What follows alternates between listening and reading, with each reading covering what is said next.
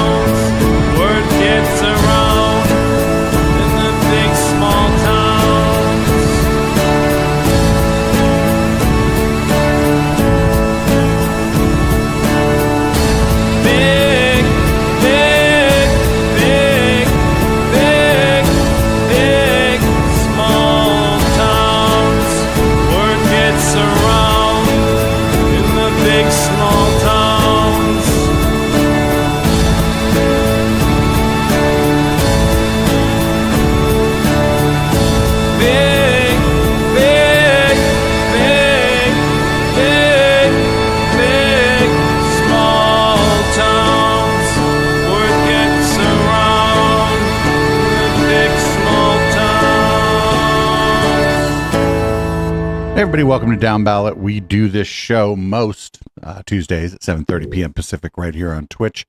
That's twitch.tv/Echoplex Media. You can support this project by going to echoplexmedia.com, clicking the support link at the top of the page, and you can make your own decisions from there. I'm Producer Dave. You can find me on Grindr. What's up, Producer Dave? This is the Councilman. You can find me now up in Blue Sky, so that's pretty exciting.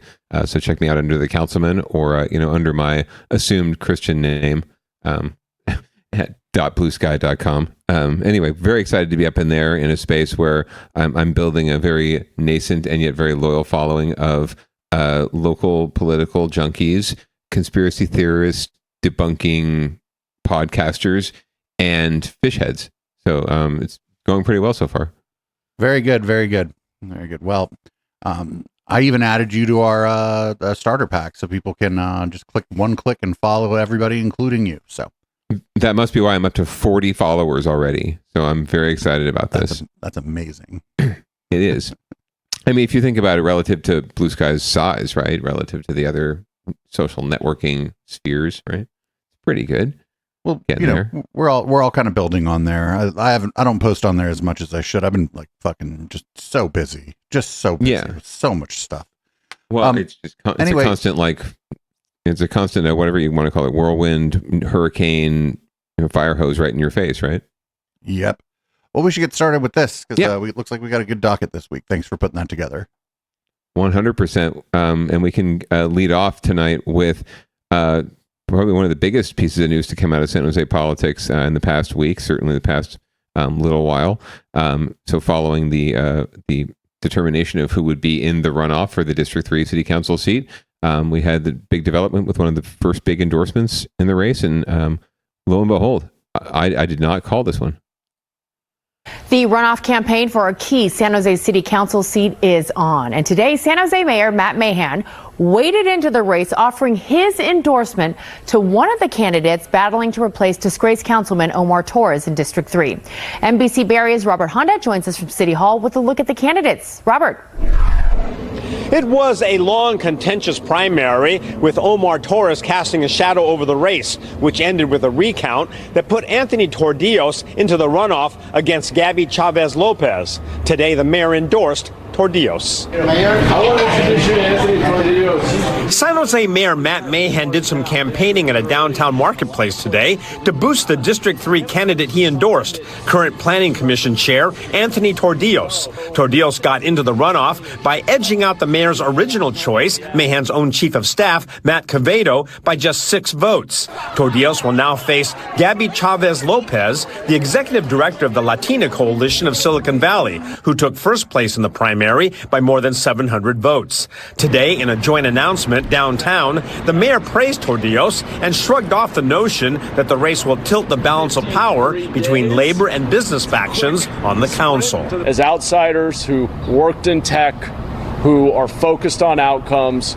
who like to measure performance, and are not overly hung up on a particular ideological orthodoxy or there being just one way to solve problems. Tordillos agreed the key is their common approach to problems. Very much agree with all of the emphasis he's placed on focusing on housing development downtown, near transit, on really focusing on quality of life issues like public safety, and here in District 3, focusing on revitalizing our downtown and looking towards what the future of downtown looks like. Good fucking luck. Ahead. Gabby Chavez Lopez says the high-tech business approach by the mayor and Tordillos reminds her of Elon Musk. I think this idea that government needs to move fast and break stuff in the process is something that isn't working for folks on the ground. We see it happening at the national level because there are human impacts. There are impacts that really affect people. Many political observers see the June 24th runoff as very fluid. A lot depends on whether the votes that went to the mayor's first choice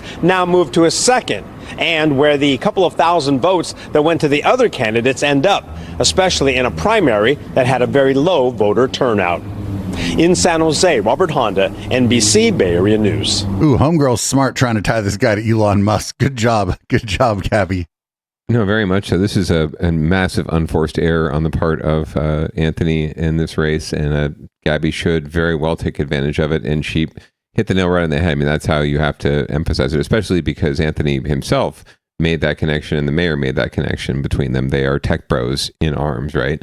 I'm just going to, go out there on a limb and make a bold political statement again after I just said that Anthony didn't need this endorsement, didn't need to embrace this and shouldn't accept it. Now that he has, it doesn't change a whole lot in terms of the dynamic out there with the voters. I think that the mayor's sort of smell was going to be on Anthony from the start, whether it was a dog whistle or a bullhorn, and in this case, it's a bullhorn. And his picture and his image will be tied to Anthony in this race, for better or worse. And we'll find out, I think, for Anthony, what that means truly in this district, which I've already pointed out is pretty progressive and one of the more progressive in the city. And they seem to have refuted the mayor's, interest in the first round, thinking that Gabby and or Anthony represented something else, but now they're going to be bombarded probably with imagery and rhetoric that tells you that he's the mayor's choice. He's the establishment choice, really. And they're ready to start, getting into them KPIs and dashboards and making government run more like a, Silicon Valley corporation, which I don't know. That doesn't seem like they're very focused on people, more like just profits, right? Yeah, I don't know how. So, like from this Anthony guy's perspective, it just seems like fucking Mahan offering or endorsing him or whatever put the guy in like a position where there was like actually no like winning move, right?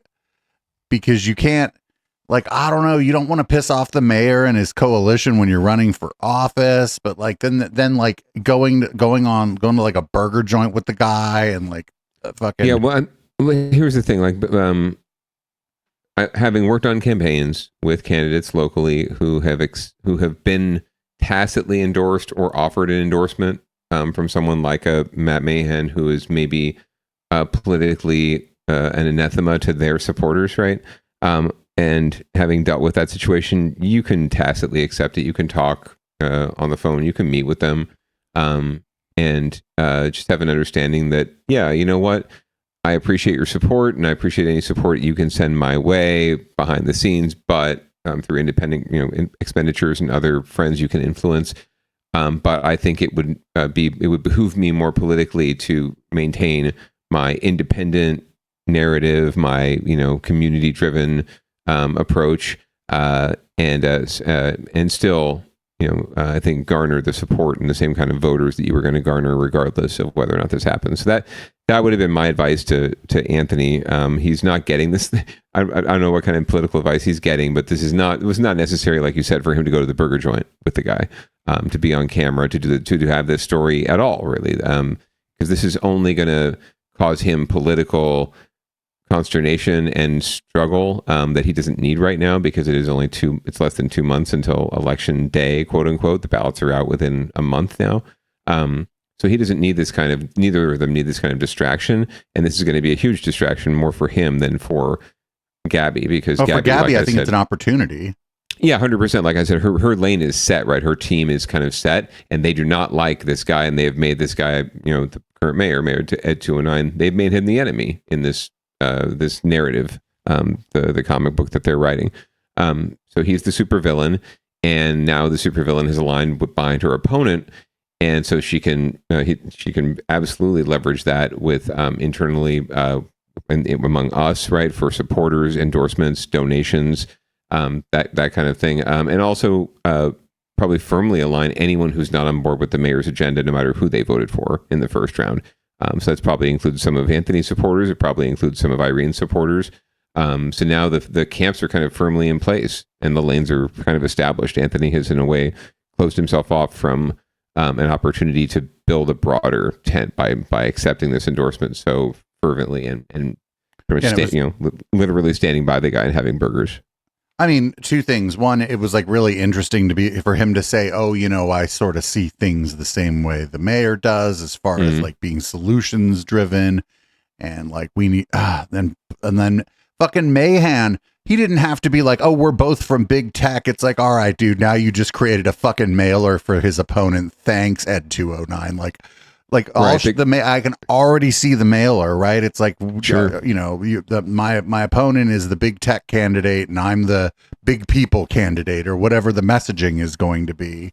Yeah, I was actually at Gabby's sort of runoff kickoff the other day, and more than one speaker came up and said, I don't know her opponent all that well. I do know the mayor, and he's supporting her opponent, and I don't like that. So I'm with Gabby. And more than one of those people were people who were kind of on the fence, or sort of trying to, like I frankly was, and have been trying to move between the camps, because I like both of them, and I think they both be great at the job. But yeah, this for me, it's a red line. This guy's support. Right now we're in a battle for the heart and soul of our city, just like we are in a battle for the heart and soul of our country and our democracy, and the same issues are playing out here. It's just that everyone's on the paper a Democrat. So there aren't these like party lines you can look at, but it's really about policy, and it's about approach. It's about tone. And it's about either, leading with the heart or leading with, the head. And I'm a heart guy. That's where I come down. And I suppose you're right. The diplomatic way to handle this, even publicly, is to be like, I guess, the mayor has endorsed you, and you go, I appreciate the mayor's endorsement, but I do I want you to understand that I plan to oppose the mayor, especially when I think he's wrong. If I'm elected, and I won't be campaigning with the mayor, and he can endorse whoever he wants, but this is I'm looking for your vote. I'm running. The mayor is already the mayor. You make, without fucking calling the guy an asshole or making an enemy out of him. You just go, he can endorse whoever he wants. Yeah, Anthony actually had a really great quote coming out of the recount. The first half was a dog whistle that the mayor's endorsement would be welcomed, when he started talking about the things that they have in common, the data-driven tech, bro kind of a way of approach to things, and tying performance to pay, things of that nature. But the second part of his quote was excellent in talking about, I don't think this was a referendum. This race was a referendum on anything, the mayor or otherwise. This is about the voters of District 3 deciding who's going to best represent them at City Hall. And that's the narrative that got him there. It's the narrative that it's going to work and it could win, especially when your opponent is going to be the beneficiary of a lot of independent spending. And you're going to be the beneficiary of that too, because there's going to be a lot of independent spending trying to knock her down.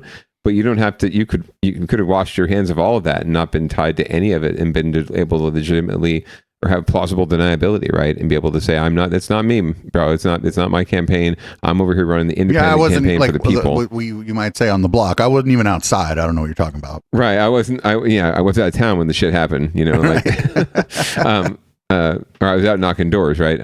So he had it wide open. Then that's what I frankly. Like I said, I said it, and I presumed that would happen because it was not like I was, coming out of left field with that prognostication or with that advice either. That's perfectly sound. That seems like the smart thing with Ed. Even if there's a perceived potential like voter base you might get from Matt Mahan, the idea is that like those people might, like you were saying, those people might go with you anyway because they perceive you to be more like the mayor who they like, and you're likely to, you're not, but by like palling around with the mayor, you're not likely to pick up votes maybe that you would have picked up by not palling around with the mayor. Like a lot of those people, like you had said, people who were on the fence, a lot of those people who were on the fence were probably like, well, I think this person's going to be a foil.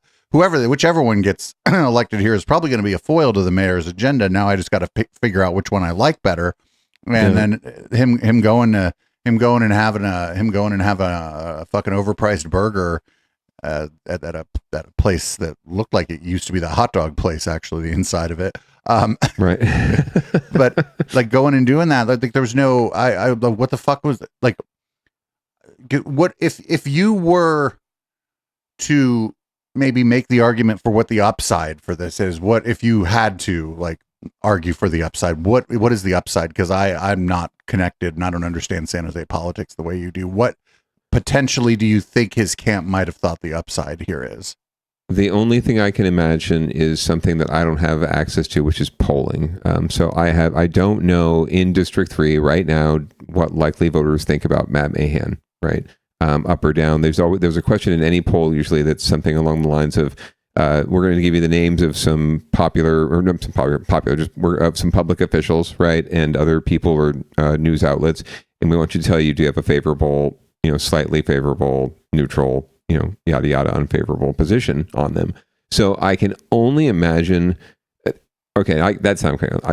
Not that I can only imagine. The only instance in which I would recommend accepting the endorsement and taking on this burden would be if Matt Mahan had approvals in District 3 of like 75% or 80%. Like, or really, what if it was 60%? What if it was like diametrical opposition between the Mayor Mahan and his opponent? So people hate his... The people who supported the mayor don't support you. People who like the mayor don't like his opponent. So what if it was that, and it wasn't necessarily so much that the mayor had a high approval rating, but that if you're going to pick up people who aren't going to vote for your opponent, they probably like the mayor, and maybe internal polling showed that he appears to be behind too, and so maybe there could be I just thought of that. Like, what if it isn't like the mayor's popular, but what if it's mayor versus Gabby, and it's almost like a polar or like bimodal distribution almost, you know? I'd be interested in the top line numbers as well as all the breakdowns of where those people are at and where they're coming from for sure. But bottom line, there's no need to do this unless there's some sort of viable, again, if they're data driven, especially, right? They make it a cornerstone of what they talk about. And yet, unless you're being data driven here, I don't see the point, or not the point. I don't see the political expedience of doing it, because like I said, it's going to cause problems. Now Anthony's going to have to spend time. He will have to spend time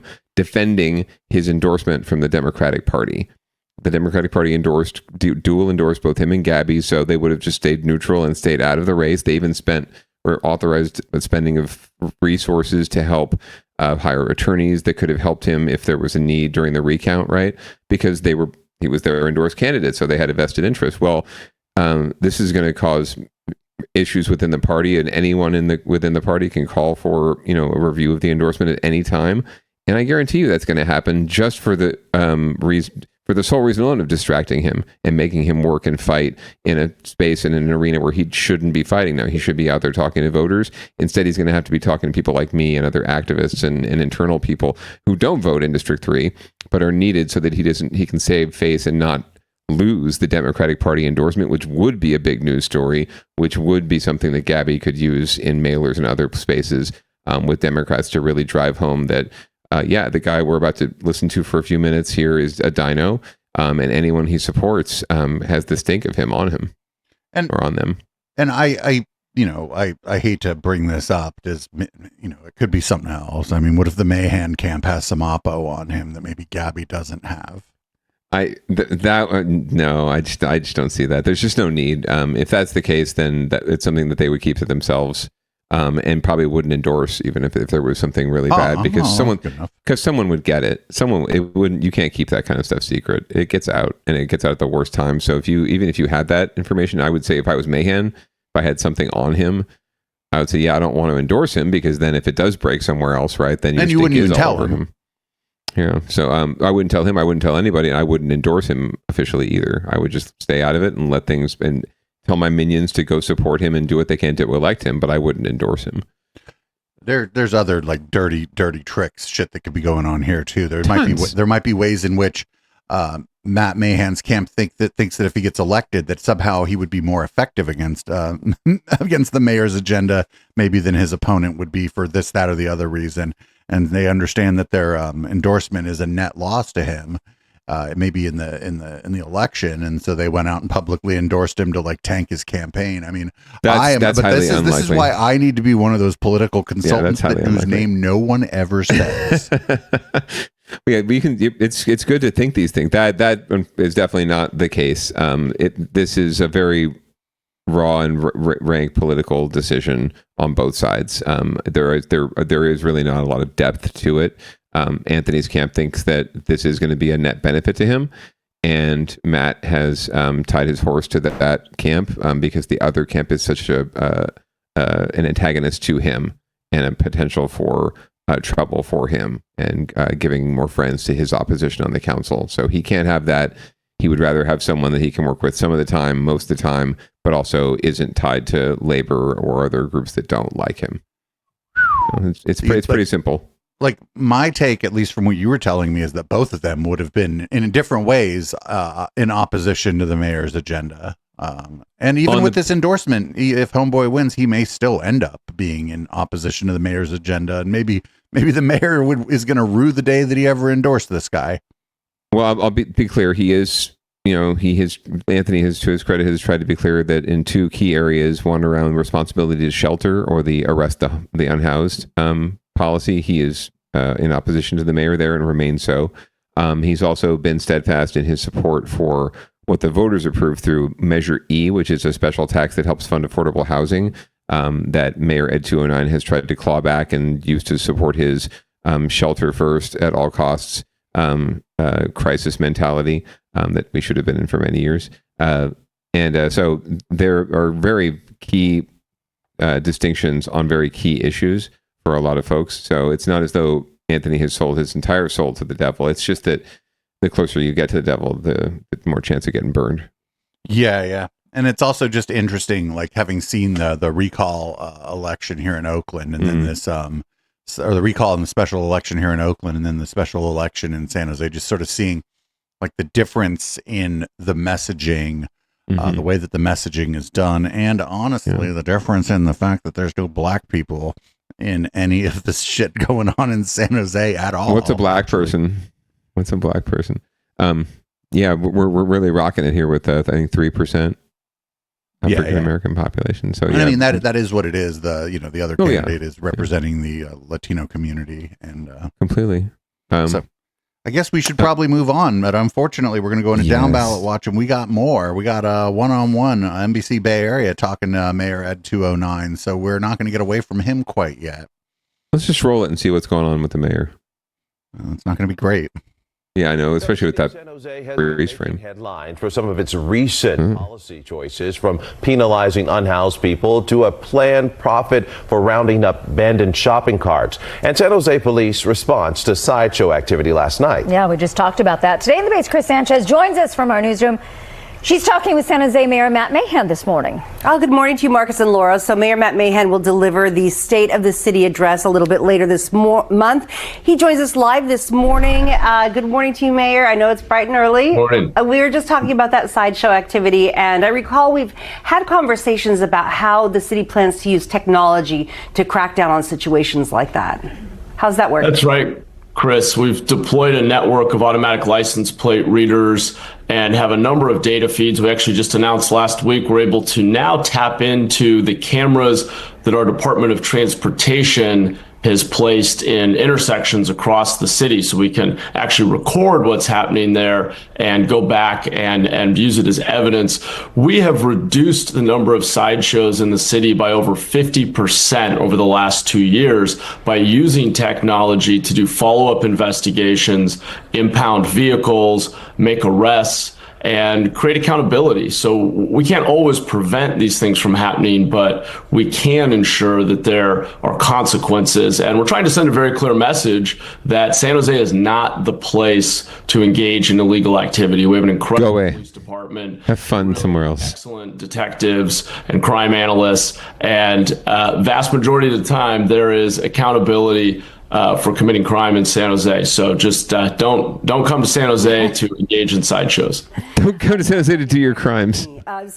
Do your crimes in Milpitas. Your police chief, Paul Joseph, he's new earlier this year. He said that staffing is still an issue for the police department. So I suspect that the technology here that you're talking about will kind of help to bridge that gap.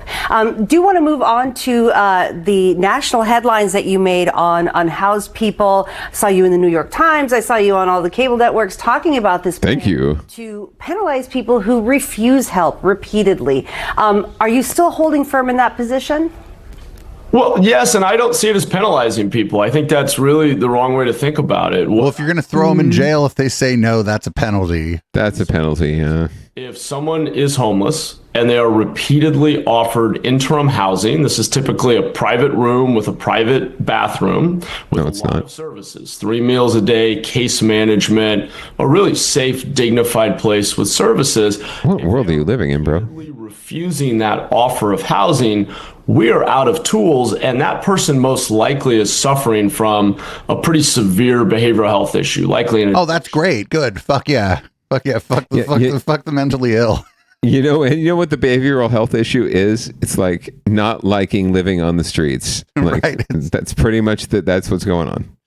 Good Lord. Into something like fentanyl or meth. My goal is to intervene. And really the only tool we have for getting the person to treatment, for getting them the help that they need, is to press charges for trespassing, but then refer them to the drug court. So that's really the idea, is to intervene in cycles of severe addiction and get people to treatment. I want to sentence people to treatment if that's what they need. rather than sentencing them to death, which is what we do by leaving people out on our streets. That's an interesting way to think about it as well. Yes, it's very interesting, Chris. To your state of the city I don't like this interviewer. address, you have the council. It's 6 o'clock in the morning, so you do what you get. If honestly, I'm amazed she can even stand up, and I couldn't even do this interview at 6 o'clock in the morning. I would be asleep. One of the issues that you'll talk about is this plan to kind of really beef up the shopping cart retrieval system, right? We Yes. don't go far to see them on the streets, to see them in the creeks, and there's already rules in place to get those back, for the grocers to have to get those back. What are you talking about today? Well, actually, Chris, believe it or not, we lose over 2,000 shopping carts in the city of San Jose each year. You see them on the side of the road, often with trash accumulated in them. I have personally pulled dozens of shopping carts out of our waterways. The rules we have in place are very lax. There's almost no cost recovery. There's no penalty. Much of an incentive to invest in preventing that loss. A shopping cart is, believe it or not, very inexpensive for those big retailers to buy. They're maybe $150 a piece. So they don't necessarily invest in the locking mechanisms, security out in the parking lot.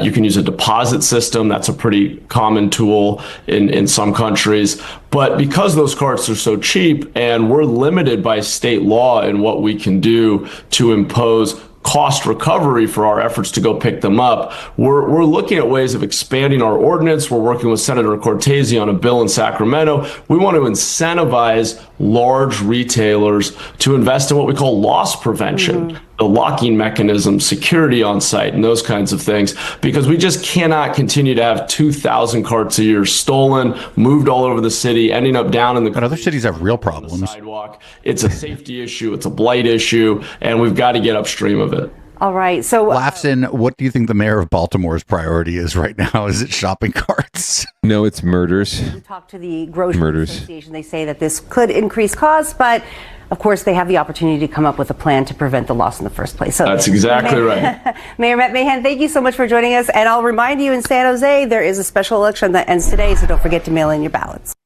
Oh my God! Speaking of Baltimore, I think this guy watched The Wire and thought Carcetti was the good guy. I mean, like, what the fuck, dude? That was my favorite season. Yeah, so that was fun listening to the mayor talk about shopping carts. Although he made a point today at the council meeting when they were discussing this, saying that I don't think that any of us got into public service to spend hours talking and thinking about shopping cart, retrieval. And my only thought was, welcome to local government, bro. Like, that's exactly what local government's all about. It's about, how do I solve for these very immediate problems that are right in front of people's faces, on their street, on their block? Hey, I've got these shopping carts accumulating outside my house, or hey, this is causing blight in my neighborhood, or causing me a hassle, or whatever reason, right? I'm seeing it now right here. You need to do something about it. And therefore they do something about it. And that's generally how local government works. People see some shit happening they don't like, they tell the government, and the government responds. That's really how all government should work.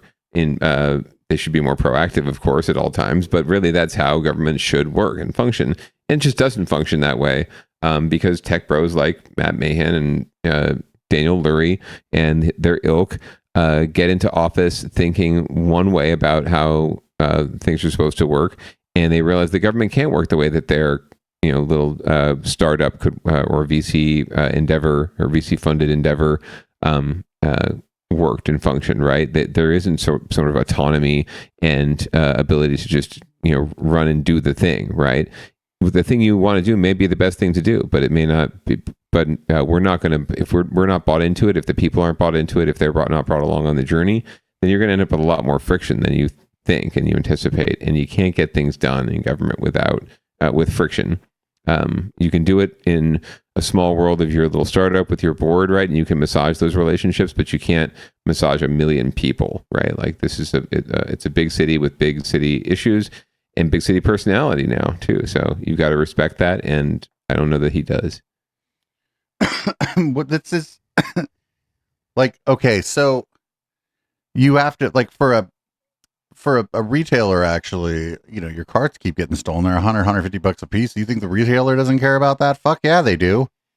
Absolutely, they care about their bottom line for sure. If we're quibbling over the cost of eggs, right, and avocados, then definitely they give a shit about that loss and that maintenance. Because then it's not even just the cost of doing it. It's having someone have to order these things, right, and go through that process and waste that time of doing that and ensuring the shipment arrives on time and then getting it out of the wrapper, right, and all these things that go into just putting a new cart out on the lot. So it's absolutely in their interests, and they showed up in mass today to talk about how, yes, we want to be responsible, but we also don't want to get fined, or we don't want the city breathing down our necks and penalizing us, right? If we're not able to do the thing because it's just really hard for us to do, right, and really not cost effective for us to do. So there's pluses and minuses, pros and cons, ins and outs to every issue and unintended consequences, but that's local government. That's government, period. But that's really local government. That's where the rubber meets the road, where the buck stops, right? It's right here. It's where there's a pothole in front of my house and it's wrecking my car's transmission or a suspension, and I need it fixed. So I call the government, and the government either comes and fixes it or they don't. And the quality of my day and my week is determined by whether or not, and my life in a way, is determined by whether or not they come and fix it, and the quality of my car, and me needing to take the car to the shop and pay more money that I shouldn't have to pay if they had just fixed the pothole, right? This is local government. Welcome, Matt Mahan. Welcome. It's a fun time. I just like, I don't know. It was and he probably should have said he's like, oh, well, I don't know. If somebody refuses help, they must have a mental health issue. So fuck them. And it was like, well, whoa, dude, whoa. Well, that's pretty much what he said, right? That's pretty much what he said. Like, well, if someone's refusing housing 3 times, they're obviously crazy, right? But the thing is, we're not offering what he says we're offering. We're not offering. Some people get that, I'm sure. It exists. Some people do. It's not, some people can. It's not abundant. The waiting list is a mile long for those kind of things, for the bedroom and the basically like solo a motel bathroom is what he's talking about. It's like a studio apartment in a shipping container, if you can imagine that. Man, right? I would love that shit. Right, especially if you were living in a freaking tent on the side of 87, right? I would take that for sure, right? But how many square feet is a shipping container? Right, but I can't take my dog there. Shit, I have a dog, right? But I can't take my kids there. I have kids, right? I have a family. Or frankly, like that just doesn't exist, right? There's a waiting list for those things. Oh, but we can put you over here in this camp for now, and you can just pitch your tent. I'm already pitching my tent, bro. I'm fine right here. I've got my little fire. I've got my space. I'm fine. I don't need to go to your little government mandated, safe camping site, right? Call me back when you have a house for me, right? And the thing about those sites is like there's like no, you can't drink. Like the problem with the thing they're saying that it's dignified is if it was dignified, that you would be able to crack open a beer with the homies in front of your tent. That would be dignified. Because like alcohol is a legal product. Correct. People wouldn't be up in your shit for doing things that anyone else with a house can do, right? As long as you're not causing crime, right? You're not causing harm to other people. That's pretty much the whatever the bottom line of crime, right? At least in our society, is doing harm to others, right? Or yourself. There are crimes about that, but most crime is harm to others, right? So as long as you're not doing anyone else harm, we should be out of your shit, no matter whether you're housed or unhoused. And frankly speaking, data driven, again, unhoused people cause less crime on average than housed people. And they do it in their, housed people are committing crimes in their own community. It's not like the mayor's talking about, oh, we've got these people coming from other cities to take advantage of San Jose because we have all this largesse and we have all these programs and places for people. No, we don't have any of that. And they're not coming here. They lived here and now they can't live here. And now they're on the street. And that's where we're at. But they just want to blame it on everyone else. Without like serious help, I wouldn't have been. There's no way I left Santa Clara County, not necessarily wanting to. Like when I had to move out of South San Jose, like that was because I was living there with some homies, and we had like a proper studio in the garage, and it was like a real nice setup. But if I had my choice, I'd have moved back to Campbell or like West San Jose near Campbell, and like I couldn't. So I had to come to Alameda County. But like if I didn't have like a network of people in Alameda County, I'd have maybe. I mean, I don't think I have enough friends with big hearts and who own homes, not just you guys, but other people.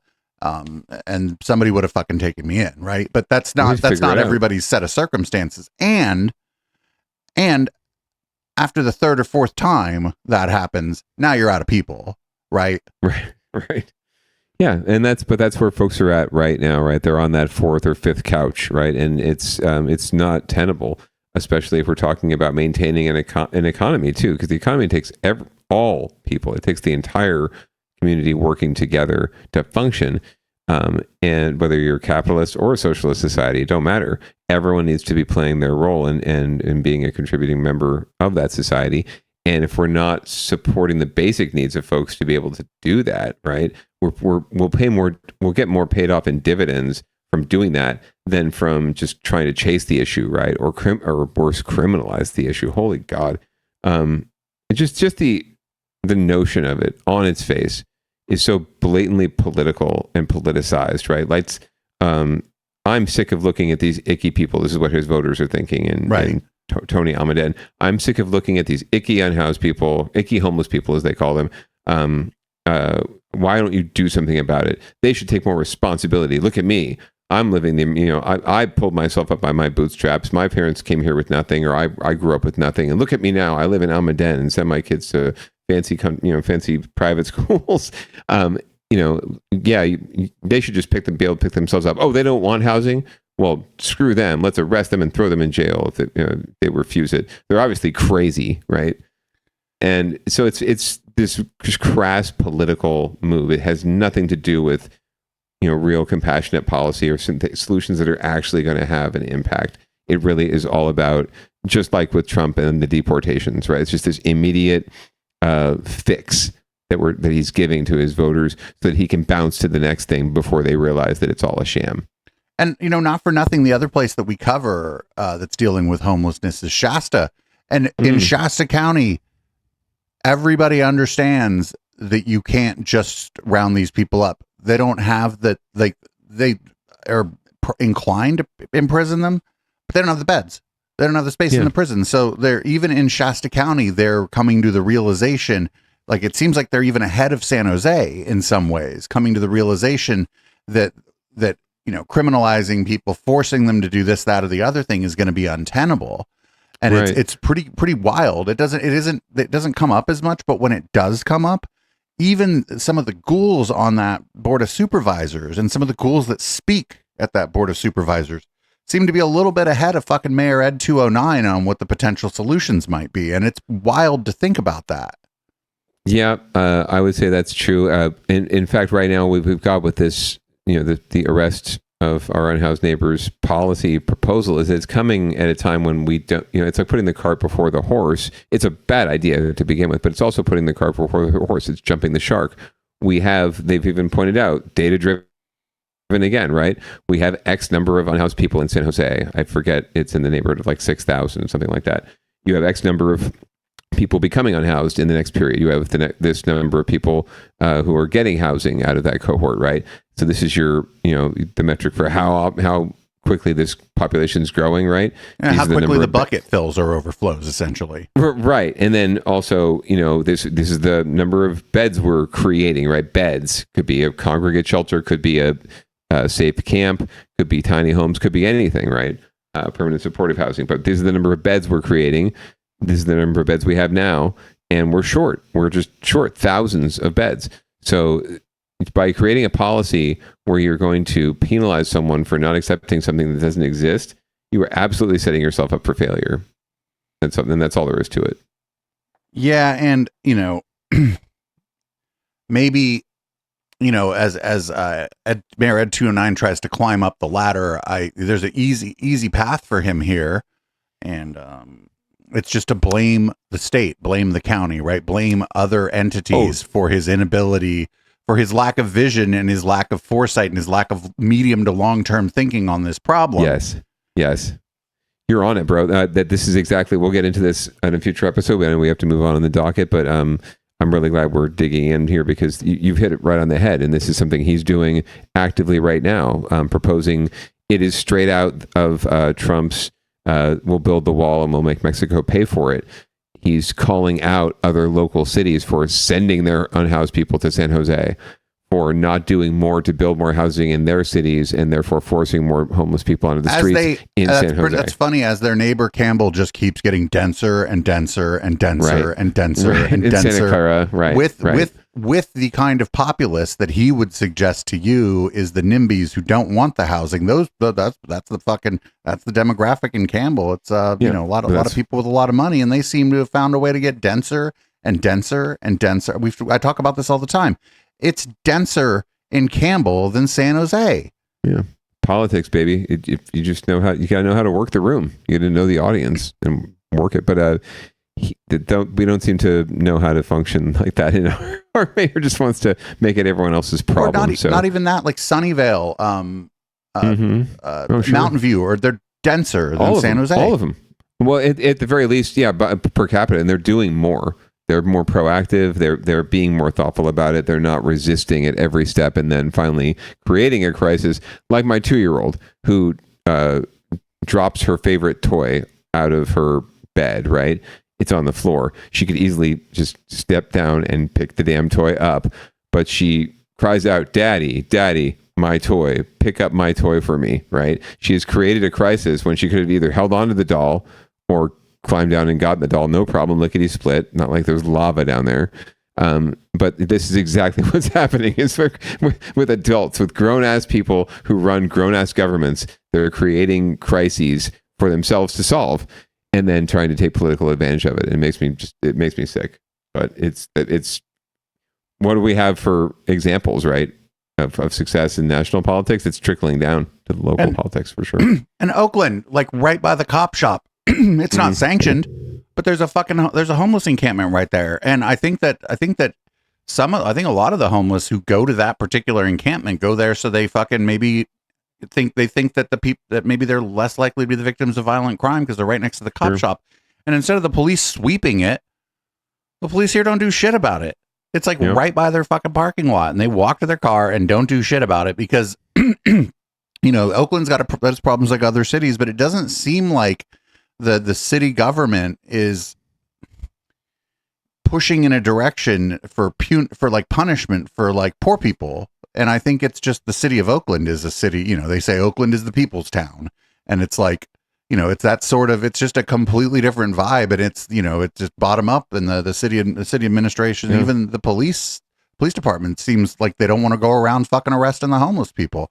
And I know like people are like, they think Oakland's a shithole or whatever, but like, I don't know. You figure, why would a homeless person go to San Jose when they could go to Oakland and get left alone? So his idea that people are going to San Jose if they're unhoused, no, you're right. Those are the people whose any chance they have of getting lifted up out of their situation is friends, family, and like acquaintances and a network that already exists in the South Bay. And that's why they stay there. Sure. And our policies like this designed also to frighten them, just like the deportation policies, right? Frighten folks from all these thousands of unhoused people coming to San Jose, right? On buses, the migrants coming on buses, right? It's a policy like this meant to deter them as well, right? And make San Jose an unwelcome place. That's also something we have to grapple with. All the while claiming to be a sanctuary city. Correct, and a welcoming city, even passing a welcoming policy recently. The things we have to grapple with in our elections and in our public discourse for sure. But we do need to move on because other things did happen outside of San Jose in the last week. Did happen. Oh yeah. And I'm seeing the picture here, and I'm like, oh, this guy really? Yeah, Regular viewer, listener of Downballot will remember the story of the Windsor mayor who had to resign in disgrace, and we're going to learn more about his potential political resurgence. That's how it goes. The former mayor of the Sonoma County town of Windsor is attempting a political comeback. This after resigning following accusations of sexual assault and lawsuits by multiple women. ABC 7 News reporter Ansar Hassan spoke with him today. It's something I wouldn't say no to at this point for sure. I love my town, and you don't get involved in local politics for the money or any perks. After resigning following allegations of sexual assault, including rape, former Windsor Mayor Dominic Fapoli is considering a run for mayor again. I think that I can do a better job than anybody else who's stepping up in the community. I feel it's your responsibility to make your community a better place. Fopoli previously served 3 terms as mayor. He resigned 4 years ago over the allegations. He describes the accusers as former girlfriends and political opponents. Fopoli also points out that despite years of investigations, he's never been charged. Even California State Attorney General Rob Bonta acknowledging there wasn't enough evidence to file charges, although Fopoli faces a civil trial in June. Every single email, text message, interviewed everybody I think that I've ever had a relationship with in 20 years. And they didn't find so much as enough to charge me with a parking ticket. Fopoli and his wife spent... Well, you don't get charged with a... Never mind. ...time in Italy and Windsor. He just returned to Windsor a month ago and has already received community encouragement to run again, like from former town commissioner Catherine Hanron. He was trying to revitalize the place. I mean, he was trying to get a hotel to go through. I believe he was... Until those crazy bitches accused him of sexual assault. Downhill since. But others aren't as enthusiastic. Normal people aren't accused of sexual assault. Kshatra Milik used to work at Windsor High School. She says sexual assault is difficult to prove. She believes just because Fopoli wasn't charged doesn't mean he's innocent. With the president we have right now, it's not surprising that we have people who are criminals or people who have been accused of crimes like that feeling like they can hold office. The election nailed it is next year in Windsor. Ansar Hassan, ABC 7 News. So let's say that he's right, that he didn't do any of this, mm-hmm. and he wants to serve his community. Let's say that that's the case. There are other ways to serve your community other than being the mayor. Plenty of other ways. Start a nonprofit, bro. Start a nonprofit for battered women. Go work for a nonprofit. Maybe that's a little too on the nose. Maybe a little too on the nose. Go help the homeless. You know what I'm saying? Or food distribution for people who in need or something. You can serve your community without being the mayor. That's what I heard. Meals on fucking wheels, bro. I mean, there's so many things you could do that have nothing to do with being the mayor. So why do that, right? If it really is like this thankless job that nobody wants, and there's no like he says, no fabulous prizes or whatever fame to it, then why do you give a shit about not being the mayor anymore? Why was it such a big deal that it took you to I remember it took this guy a while to resign too, right? There were accusations were piling up. There was 5, there were 6, there were 7 women coming forward. And of course, this is such a high-profile position. That's why they came forward, right? Because they wanted to take down this guy who was in power. Everybody's gunning for the mayor of Windsor. Windsor, right? Exactly, right? So of course, this isn't like Windsor, like Windsor Castle, by the way. Right. This is like Napa adjacent, right? Like this is not even Napa. Oh, I'm sure it's a nice place. Did you see those multicolored houses that look like you would never want to live there? Because they share they're probably as much as like a house where you live, but you share a wall with your neighbor. Oh yeah, the attached homes. That's what they call attached homes, ladies and gentlemen. But yeah, so they're supposed to be like gunning for power, gunning for you because you're the mayor of Windsor. So yeah, bro, I don't know who's talking to you other than that one gal who thought you were doing great things, but wasn't paying attention apparently. But people have told you that you should run again. Okay, just take a step back. Like, what you obviously are doing okay. You look like you're taking care of yourself. What's the point if it's such a minor role? Who gives a shit about being the mayor other than like saving your face and saving your reputation? I think he's one of those dudes who wants to stick it to his accusers by getting reelected. I guess, yeah, and that's just. Oh God, the chauvinism just makes me sick. But you're right. These people exist, Councilman. I have to remember that. That's just disgusting, though, to have that kind of attitude about life when And so but like normal people don't get accused of these things. He should go hook up with the California Forever people. Go be the mayor of that fucking painting ass place. They would love it. They would. Come over to our place. I want you to be the mayor. Come here. Come. Come in, sir. Anyway, so we'll see. If he does run elections next year, we will be following that. I guarantee it. There will be stories. So fucking I'll move to Windsor and run against him. Fuck that. Stay tuned. Public comment will be lit. All right. Well, let's move on. Last story on Downballot here has to do with our governor, who, if you've been following his podcast and his interviews with Charlie Kirk and Steve Bannon. Oh my God. Right. There's nothing wrong with talking to these guys, but more it's just how they talked and how they spoke. You might have noticed a shift in the Gav's sort of political vibe. Well, the voters are noticing it too, and we're going to find out more from KTVU.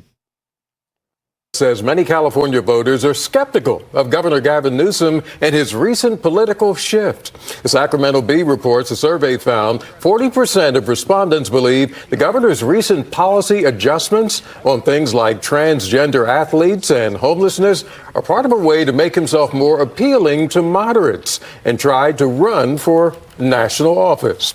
In another recent poll, Governor Newsom held a 33% approval rating, and more than half of the respondents said he should not run for president.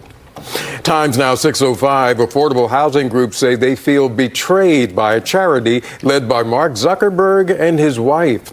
We're getting a twofer here. Reports the Chan Zuckerberg Initiative is ending contributions to several California housing organizations, including groups that help the homeless. The foundation donated almost $200 million towards affordable housing issues since 2018. This new pullback is reportedly connected to President Trump and his push to end diversity, equity, and inclusion programs. I'm shocked. The Zuckerberg Initiative released a statement about it. It reads in part, as we deepen our focus on biomedical research. As we deepen our focus on eugenics. We will wind down our statewide housing initiative by the end of 2026. Moving forward, our housing work will focus locally with continued investments in the Bay Area. Okay, so this Mark Zuckerberg, that's not fucking terrifying at all. That he's like, I'm going to get into biomed. Actually, no, please don't. It's like a Palantir. It would be like Palantir, but like a biomedical company. Let's go ahead and not do that, Zuck. But I'm going to go back to Gavin Newsom. So I think I was like when in 24, right? I was like, if Biden drops out, I was like, it's going to be Kamala or Gavin, right? And I was going to lean toward Gavin just because he's a white guy and like people vote for white guys. That's fucked up. And because he's not afraid to take like a shot at his political opponents. He never has been. And now this motherfucker, I will not vote for him for president under any fucking circumstances. Absolutely not. Like he's gone with like the trans panic thing, which is fucking absurd because he went from like essentially violating or defying, being openly defiant of the Bush administration and marrying queer people on the steps of City Hall to like freaking out about a trans woman on a college fucking sports team. And it's like, what the fuck is going on? Yep. Who is this person? And you are indicative, I think, of the voters writ large that are having these same concerns. Because it's not as though it's very subtle either, too, right? These are very transparent and very direct statements, decisions, positions, attitudes that he's embracing. And it's, in a way, it's part and parcel to work he'd been doing to expand his national brand and his national identity. But previously it had been, frankly, like going more left, right? And being more San Francisco and more wacky and more California weird, right? As a way to get more attention, but also signal to the progressive class that, yeah, this is our guy, right? This is the guy that we can get behind, the white man we can get behind, right? Who can win, right? And so we can be assured of having some progressive leadership in this country again. But now it's almost like he's got a bingo card, right? And he's like, well, I've got that whole progressive wing and line of the bingo card filled up. Let's go over here to O. Like, I need some more conservative cred. I need some more beans on my bingo card. Trans stuff. This isn't moderates. This isn't moderate. This is reactionary. No, it's reactionary. This is pretty far right. This is some pretty far right shit. Yeah, it is. And so maybe he's trying for some sort of extremist triangulation. I don't know. But if voters, like I said, polls are polls. You don't have to like polls, but they do tell you something. And they tell us that, folks are seeing a bit through this. Also, again, I would like to see polling on ED209 and ED210 and their work as well. Because I think the jury's probably really still out on Mayor Lori. And I mean, I think the dude's smart enough. Maybe he's keeping an eye on what's happening to Matt Mahan, and he may like pull back on some of the stuff that was more Matt Mahan like, because again, he's no dummy. No, they're not. I could see him pulling back on some of the stuff just because Matt Mahan seems to be making some problems for himself with some of the stuff he's doing. Sure. We'll see. And these are not these are not dumb people. Remember, too. You're right. These are very smart and calculated people. They make dumb decisions sometimes. They make really crass and base decisions, but they're smart people, and they do. They have brains. And San Francisco is not San Jose. Right. Correct. It's a different world. So speaking of which, I guess we're gonna move on here. We're gonna go to winners and losers, where I guess there's no winners unless like you were rooting for somebody, and then the other person that's who's probably gonna win actually. Yeah, typically, and Sam Altman's usually the other person, right? Yeah, man. The only good thing about him is I guess he doesn't like Elon Musk. But that's like the only good thing we can say about him. But that's more personal grievance than any sort of ideological thing anyway. Sure. But if he can bring people back and shoppers back to Union Square, I mean, heck, everyone's going to love him, including Daniel Leary. So let's see what his big idea is. By this time next year, researchers say AI could run the internet. At an event in San Francisco last night, OpenAI CEO Sam Altman's Tools for Humanity Corporation unveiled plans to fix the problem one eyeball scan at a time. Let's bring in USA Today Tech Life columnist Jennifer Jolly. You're live at the... Are those the eye scanners? Those don't look terrifying. Yeah. No, not at all. This is something out of like the Kurova milk bar in Clockwork Orange. Store in Union Square. I see it next to you. This looks like something my optometrist would use, Jen. Well, hopefully it's something your optometrist will use, your bank will use, every store you walk into will use. That's the dream behind this Bay Area Meet the Orb. It is a bold new attempt to verify that you're not a bot just by looking you in the eye. But the bot can't go to your bank. Right. I mean, they could. I guess they could. In the future. Iris, which is more unique even than your fingerprint. It verifies that you're a living, breathing, real human being, and then it sends you a world ID to an app on your phone. Oh, the conspiracy theorists are going to love this. You need this? Think of it like your digital passport to the internet, an internet that is very quickly being totally overrun by AI. I only have one password. So is this, the key to this, Jen, is that it's able to verify humanity, but it doesn't capture any personal information. So shut the fuck up. It captures your iris. Retina scan. Yeah. This doesn't possibly one of the most unique things about you. Yeah, more than fingerprints even. Yeah. No, but don't worry. They won't, It's fine. They'll be fine. These tech people have never, It's local news. They'll be fine not knowing that either. We don't if we tell them their heads might explode and it would just be bad. So we're so afraid of giving that up. Yeah, exactly. So it's kind of reverse engineered for safety and security first. Oh. So the company says that basically that image that it just can't. I'm not a thief, but if I see one of these, I'm stealing it. And I'm pretty sure she got that line reverse engineering from Sam Altman and his talking points. This is she's almost certainly primarily reading off of the press release about the She's from USA Today, not The Intercept, right? Correct. Fox Your Local. World ID lives only on that app on your phone. And what's left behind on your phone, in that app on your phone, is like a digital barcode for your eyeball that's encrypted, like super encrypted, split into pieces. Oh, it's like super encrypted and split into pieces. What the fuck? My eyeball's getting broken into pieces. This sounds really violent. I don't know if I'm down for this. I'm a little too high for this. We got what? We got another 3 minutes on this clip. I think I'm gonna be tuning into InfoWars by the end of this clip. I'm gonna be like, get him, Alex. We don't have to watch the whole 5. I didn't realize this was a 5-minute clip. We do. Oh God. Okay. We're gonna pill the very small audience we have right now. Across a decentralized network.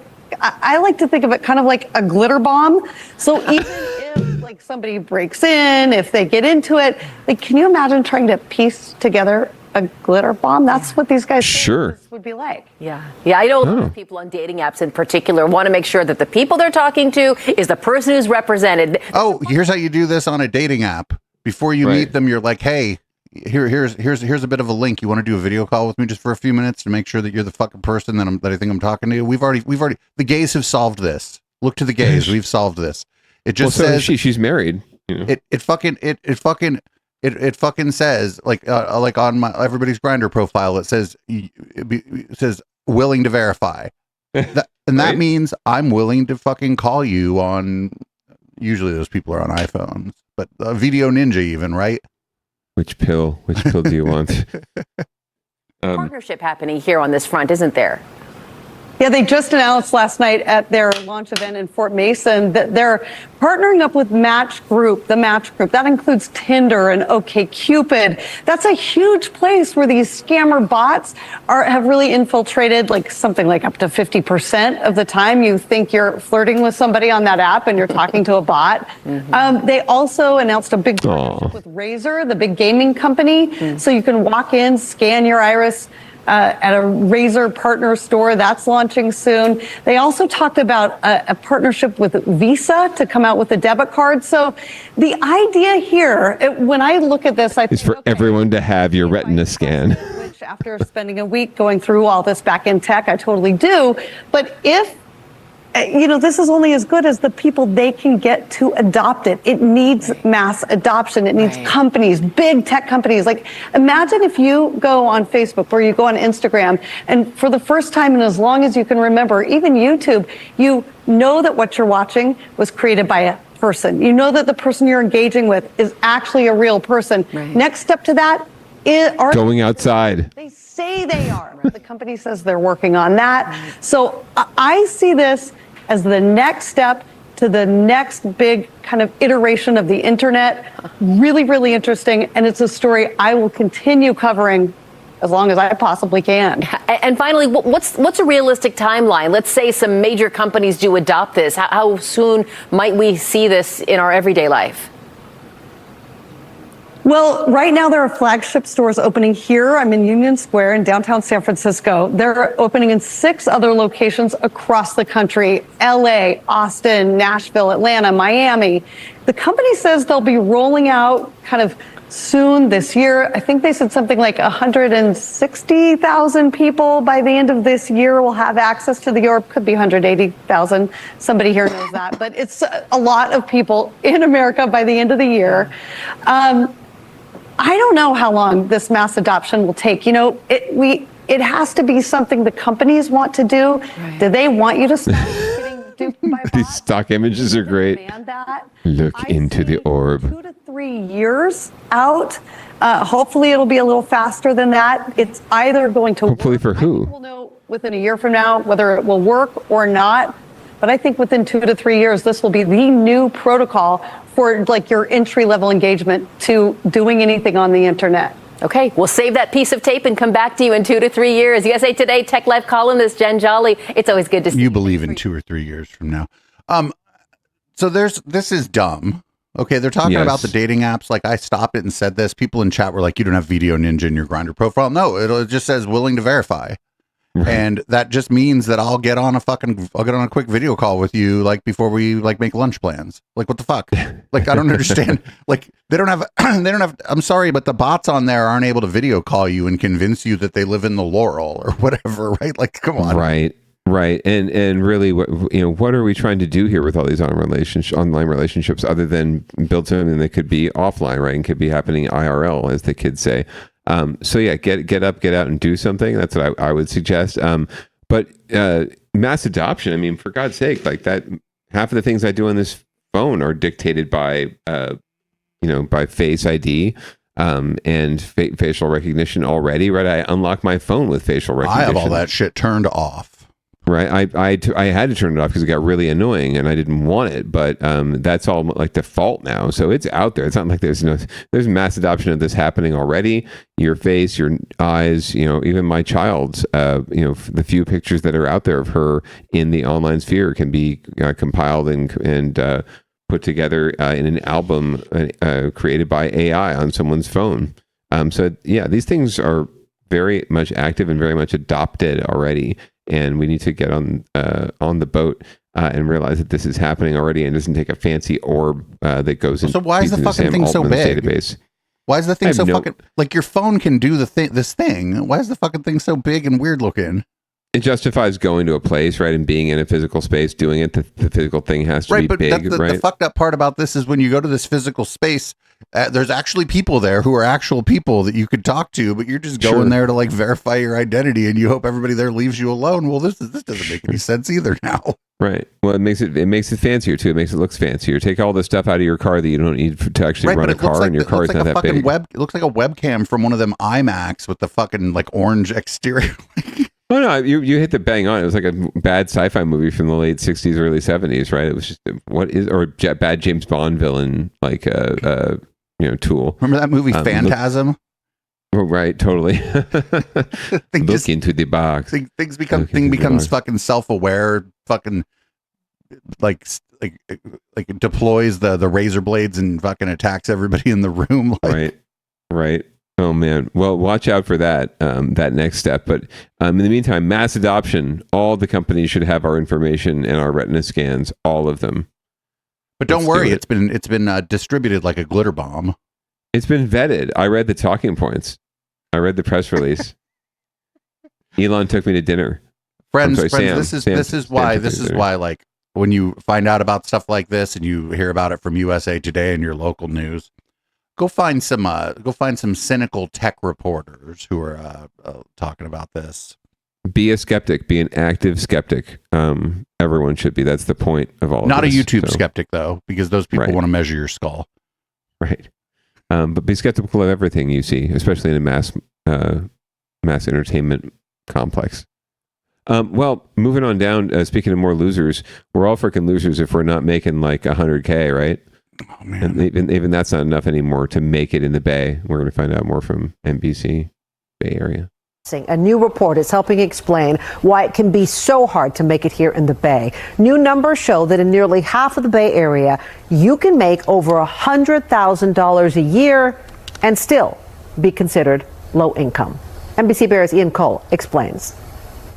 New information from the state shows in Marin, San Mateo, San Francisco, and Santa Clara counties, a single person can be making over six figures and still be classified as low income.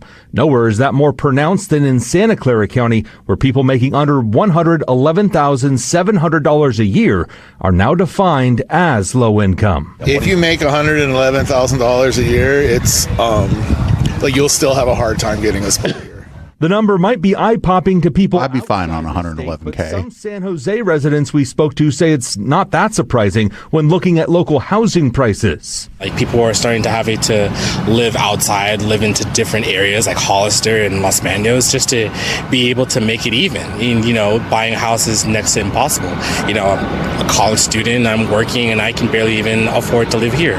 Kayla Guerrero was in the South Bay visiting family today, but moved away due to the high cost of living. I made the decision to leave to a different county, to Placer County, and it's been a great experience. However, I'm away from family and friends and just everything that I knew as I was growing up. It has gotten to the point where we're all affected, and we all know someone who could benefit from housing being more affordable.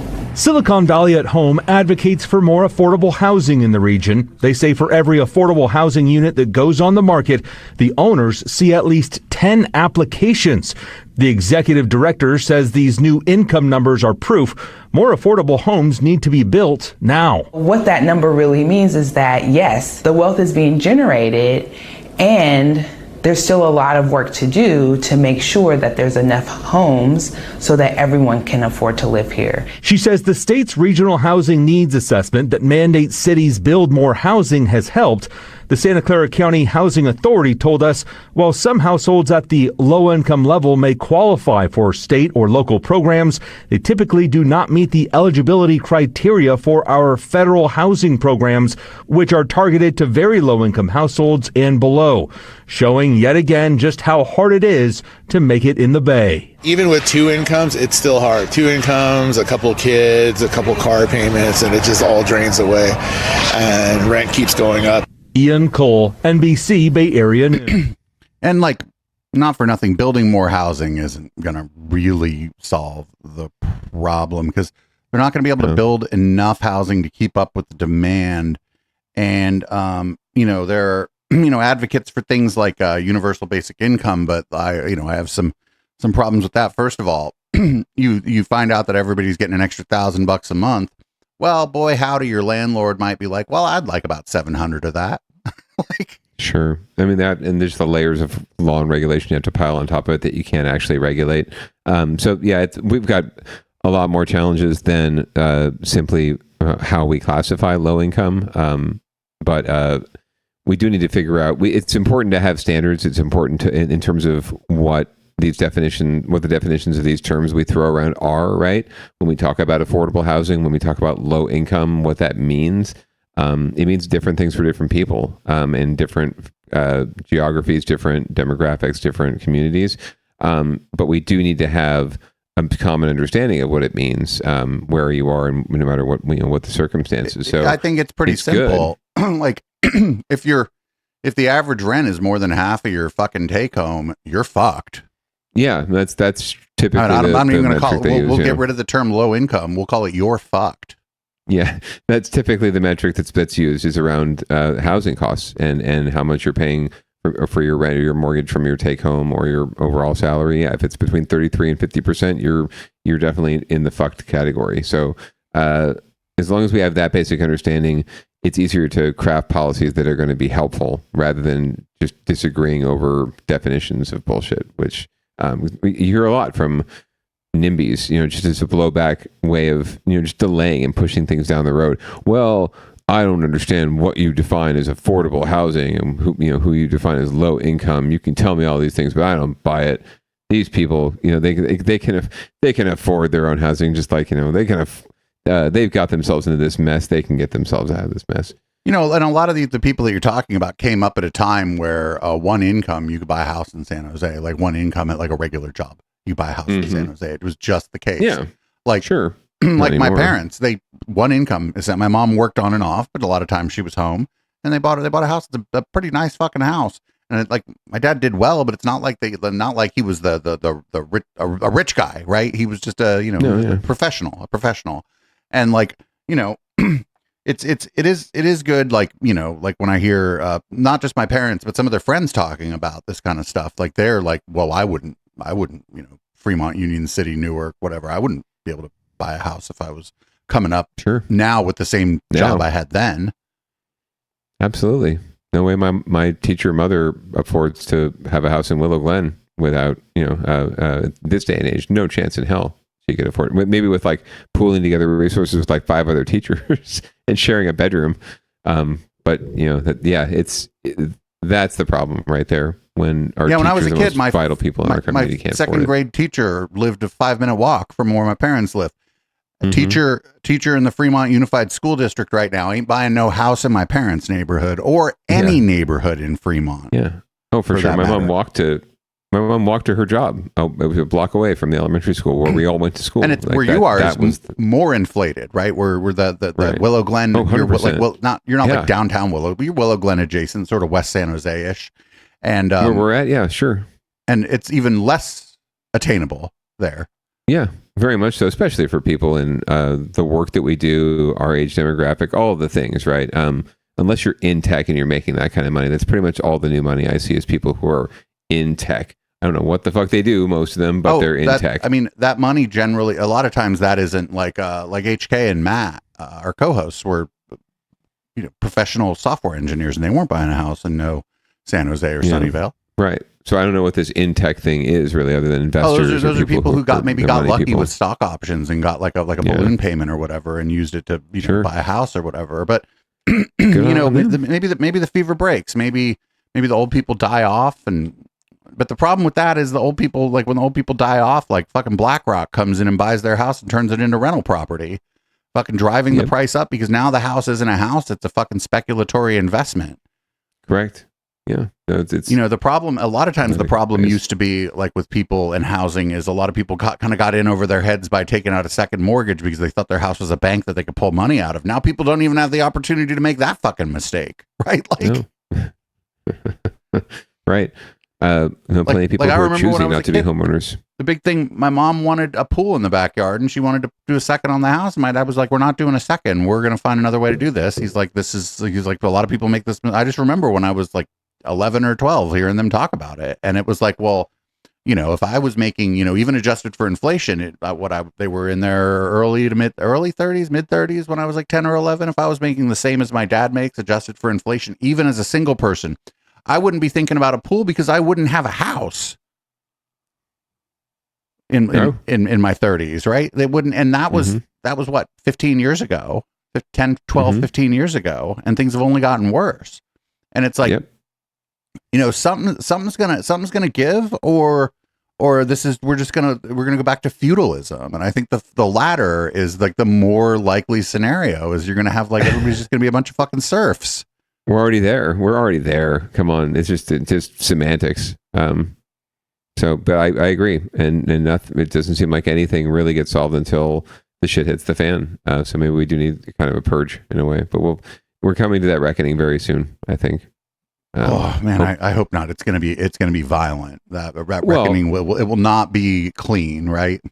Well, don't worry. There's gonna be robots to make our burgers, so we'll be fine.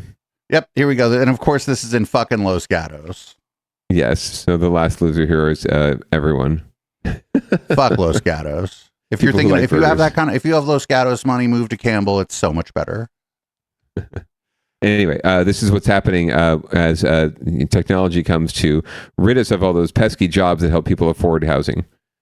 To be fair, this job doesn't help. Probably wouldn't. But no, I mean, maybe 5 of these jobs, which is generally what they have to do is work 5 of these jobs. Anyway, more on the burger flipping robot. Food is automation. At least that's what one Los Gatos restaurant owner believes. ABC 7 News South Bay reporter Dustin Dorsey stopped by the brand new restaurant Burger Bots to try out a cheeseburger assembled by a robot. This is the future of food. The future of food? Now this I've got to see. Here in Los Gatos Man, this doesn't even look like a place you want to go.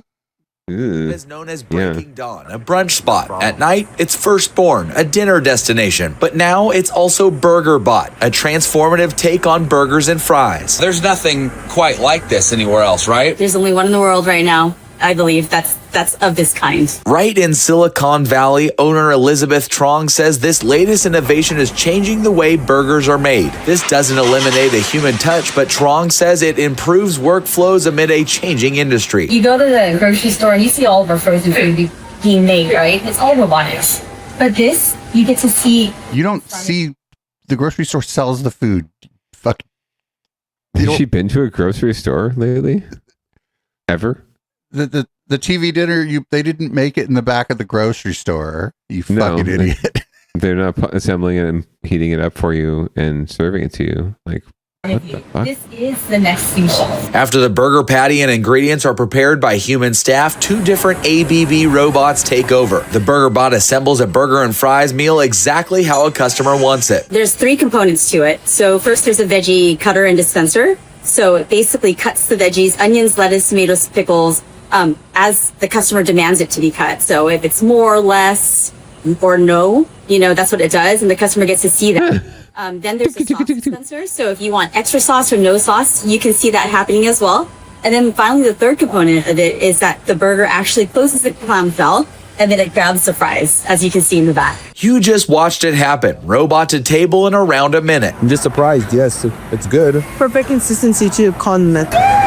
As a customer as well, there's consistency, there's efficiency, there's transparency in the world of food. And I think that's kind of what we want. We want to come in and we want to know we had a good burger and it's good every single time. Yes, I can personally attest to the fact that this was a good burger. Compliments to the chef and robot. Well, I'm going to continue to eat this bad boy. And if you want to try one out yourself, Burger Bots in Los Gatos. Fuck that. Don't go to this place.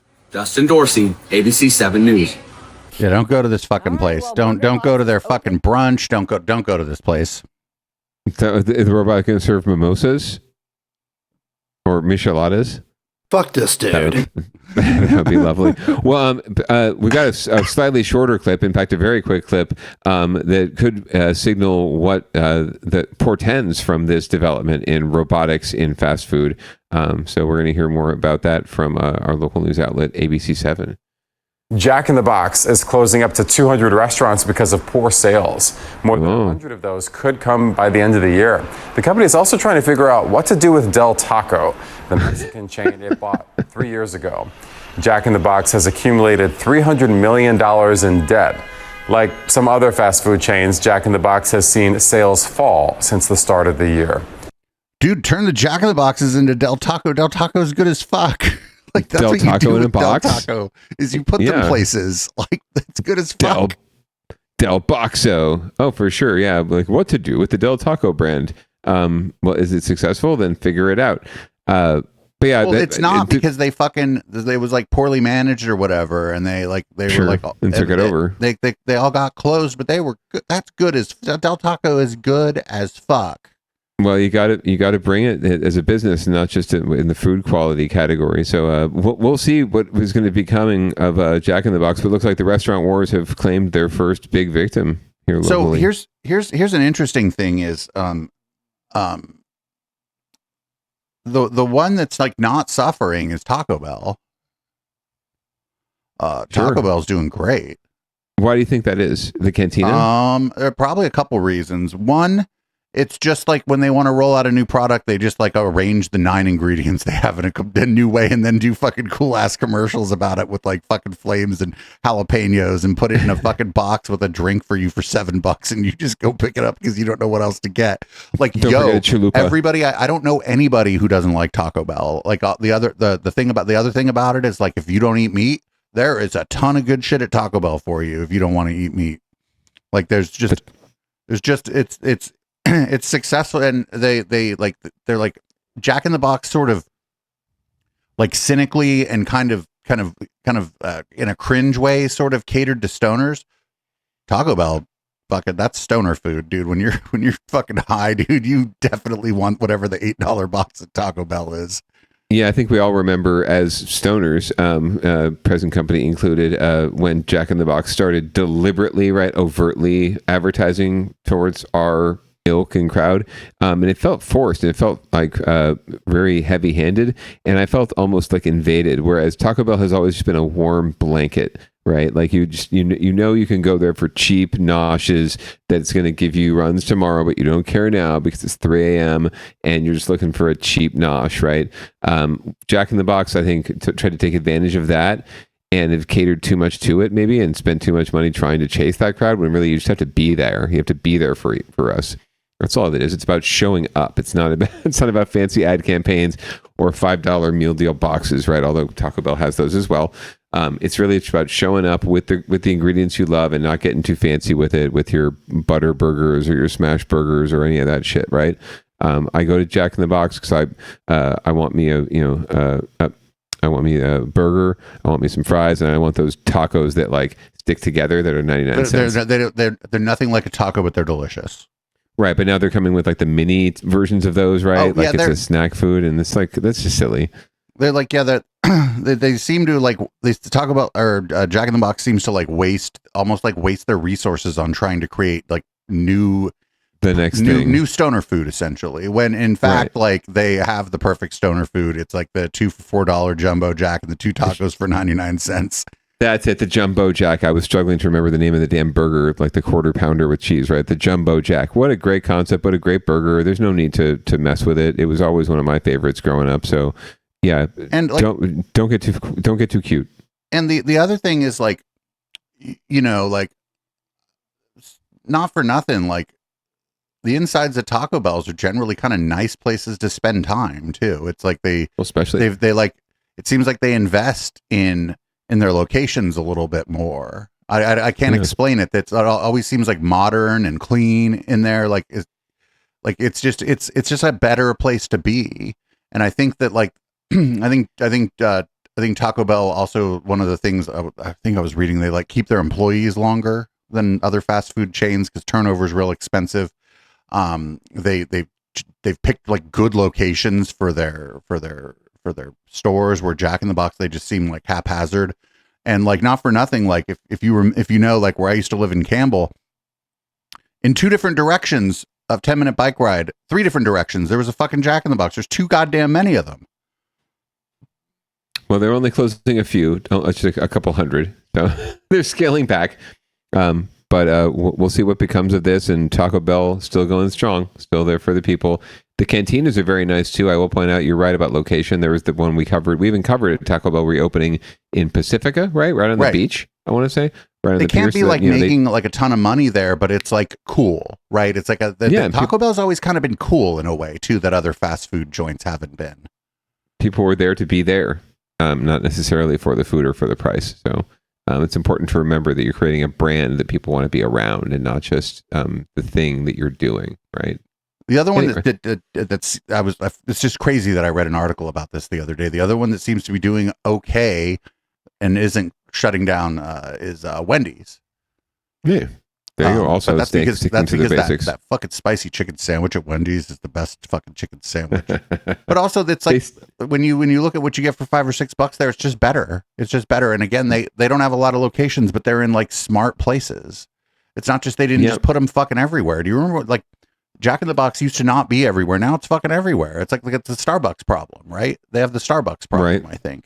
Right. No, absolutely. So it's hitting them hard, and they're scaling back now. So they're paying the consequences of oversaturation of the market. Also, they don't have like a spicy social media presence like or a spicy chicken sandwich, Or Wendy's and Taco Bell have had some fucking beefs on Twitter before. And for sure, like stuff like that matters, right? It does stuff like that matters. It becomes an attitude, and it's more, like I said, the brand is more about the attitude and about being there than being part of it than it is necessarily about the product sometimes. Yeah, like fucking Jack in the Box late at night, it just isn't as cool. Like going to a Taco Bell at 1 a.m. with your friends, like hopefully your fucking sober friend is driving or whatever. But like going to the Taco Bell at fucking 1 a.m. is way cooler. Going to Jack in the Box is sad. It's almost as sad as going to Denny's. All the food is shitty. It's the attitude, it's the experience, it's this place, it's the there. It's not necessarily the food.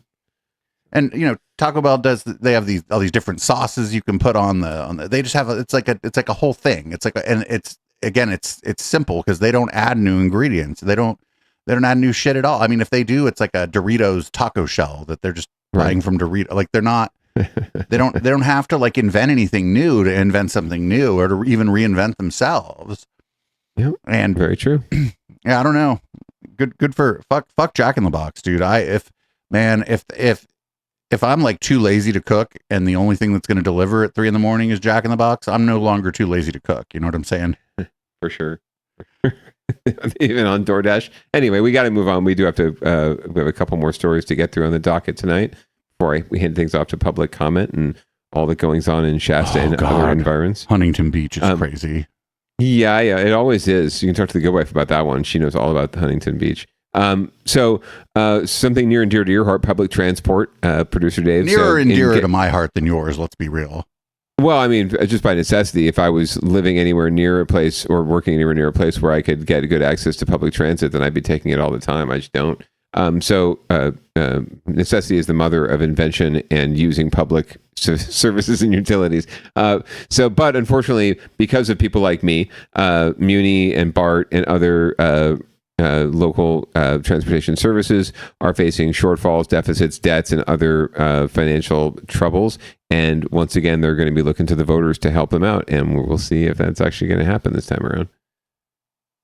Bay Area transit agencies are facing mounting budget deficits.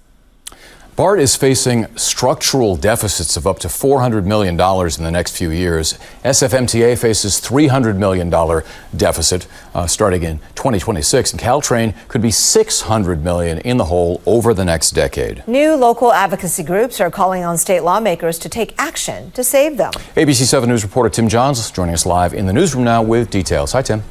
Hey, Larry, Kristen. Now, this is something we've been hearing for years now. Local advocacy groups, as well as some lawmakers, calling on Sacramento to step in. But with the state facing its own budget issues, I looked into what help could actually come for local transit agencies. 5 years after the start of the COVID pandemic, several Bay Area transportation agencies are facing huge budget deficits as ridership languishes behind pre-pandemic numbers. Agencies such as BART, Muni, and Caltrain are among the most impacted, with some facing fiscal shortfalls in the hundreds of millions of dollars. With state and federal pandemic funding running out, Spur, a San Francisco-based public policy nonprofit, hosted a virtual meeting Wednesday encouraging lawmakers to take action. There is not much fat left to cut, I think is the most important takeaway here when you really get into the guts of the agency operations. Spur says without new money, transportation agencies around the Bay Area would likely face deep service cuts, a possibility State Senator Scott Wiener says has to be avoided. That would be horrific for the Bay Area, for the people who rely on transit, for drivers, because it'll make traffic congestion dramatically worse. Weiner says while lawmakers in Sacramento are well aware of the reality facing transit agencies, discussions are still ongoing as the state grapples with its own budget deficits. The state senator says he's co-authoring a new proposal that would ask Bay Area voters to pass a new sales tax measure to fund transportation agencies, a move that former BART director Deborah Allen believes is risky. I have said all along for the last really 2 years, 3 years, there needs to be a plan B. Ellen says she recognizes that BART and other agencies can't cut hundreds of millions of dollars from their budgets without decimating their own services. But she does believe there are certain areas where smart cuts could save money. There are plenty of places to find savings at BART. You can start with the management and you can start to reorganize the management. But instead of doing that, they've been growing the management. They're doing, for the last 4 years, they've done exactly the opposite of what they should have been doing. With no guarantee of where an influx of new money might come from, Weiner believes the potential ballot measure is still the best option, but he knows that getting that accomplished won't be easy. And the polling shows that this ballot measure is winnable. It won't be a landslide. It's not a slam dunk by any stretch, but it is something that can win. Now, that ballot measure wouldn't go before voters until November 2026, but with some of these agencies running out of federal and state money well before that, what happens in the interim is still uncertain. I'm in the newsroom. Tim Johns, ABC 7 News. So BART spent all that money on the new BART cars, and I don't know if you've been on them, but if ridership were to tick up to where it was at one point, there ain't nowhere to fucking sit. Like those fucking cars, they're clean, but they suck. Right? I don't know if you remember, BART used to be, it was just rows of seats, right? Just like just rows of seats on either side with an aisle in the middle. Now it's like 2 seats over here, 2 seats over here, 2 seats over the sideways seats, yeah. It's like right. and it's like designed for no one to ride it. Right. There's spaces for your bike, right? I mean, that's there was a spot for your bike before. One of the rows was a little bit shorter. You could put bikes there. It was now it's like there's a whole car for the bikes. So, but there's no one actually bringing their bikes on. What I'm saying is like, if ridership ticks back up, I don't know where the fuck the people are going to sit on BART, and then they're not going to want to take BART anymore because they're like, there's nowhere to sit. Whereas before, man, you could fit. I mean, there were the fucking 50 rows of seats, two seats. You could probably fit 200 people in a fucking BART car sitting down before. Now 45 maybe. I'd have to count. No, you're right. It's a problem in search of a problem, honestly, because it's just the ridership isn't coming back right now. So they're getting away with it for now. But you're right. I think that they will find that more legroom will lead to more problems if they had the ridership that they want. But instead, they're in need of subsidy and support from outside sources. So they're going to be asking us again for it, and we'll have to make a decision as to what's most important for us as a society and as a community, and if we're willing to tax ourselves, especially tax people that are most impacted by this and most in need of it, right, to fund it. Seems to me that we can do better with private investment and with taxing the rich to support and subsidize these things, but try getting any of that going and that dialogue going. Sales tax is like it's like a upside down tax system, right? It's a regressive tax. Yeah, completely. It impacts the people that are most affected by the thing it's trying to solve. So it's almost it's like a wash, right? I don't hate y'all. I don't hate y'all in your cars. I don't hate y'all in your cars, but tax the gas. Like, yeah, no, they've trust me, it's been tried, and they do tax the gas, and just getting any cent out of it is you have to go up against the fossil fuel industry and all those players and lobbyists and money and resources that consumers don't have behind us. So it's just very challenging to get any sort of regulation that could move the needle or move the economy in a different direction. Because things are so entrenched, right? And money and power is so entrenched in a few people in one street in Sacramento, right, where all the lobbyists reside and work. Until that, they drive back to their districts every night, right? Until that problem is solved, then we're not going to see a whole lot of change here, and they are going to continue to need the subsidies because they're not going to be able to recover and become functional systems. And not for nothing, AC Transit isn't doing great, but they're doing better than the other. Like Alameda County Transit's doing better. And I'll tell you why. I get on a bus in Oakland and there's fucking people on the bus. They need it, they use it, and they make it convenient and affordable and efficient. Yeah, I mean the buses, and there's a ton of buses. Like I'm going to be a little bit careful, but like if I want to go I want to go up like toward like Rockridge or whatever, the bus is every 15 minutes. If I want to go down toward like Alameda, the bus is every 15 minutes for Moore Mountain. There's two that go down two different streets.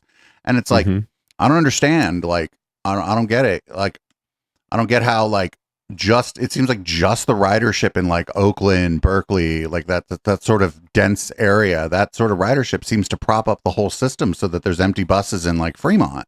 And I don't know, there's nowhere in San Jose where people are like riding transit. It's never full. And it's like why San Francisco, it's probably picking up, but the demand is so much more there. And like, not for nothing, the hills and shit, the roads and everything. It's just murder on the equipment, equipment. Absolutely. San Francisco was at least smart enough, and they continue to expand the rail system, which is pretty much the only way to do it in a place like that, where it's like dedicated rails so that you're not fucking up your equipment all the time. But there's still buses, but like, it's amazing. It's like amazing that, it's just amazing that you would think it would be the other way, that that San Francisco wouldn't be having any problems, but they are. And it's, I don't know what the solution is, because there's no light rail here at all in Oakland. You get around pretty fucking easy here, like even late at night. Muni is very much subsidized by the tourist economy too, and the cable cars, and that hasn't returned either. So not only are they getting hit with the whammy of people aren't going to work anymore on their buses and their trains, they're also not riding their money makers, right? So they're not able to subsidize more that way, right? Caltrain is experiencing the same issues with people just not going to work, right? Caltrain's a pretty efficiently run system from all I hear. And it's fucking expensive. Like the most, I think in the nation, it's cost recovery. The most per mile, like to ride, I think in the country.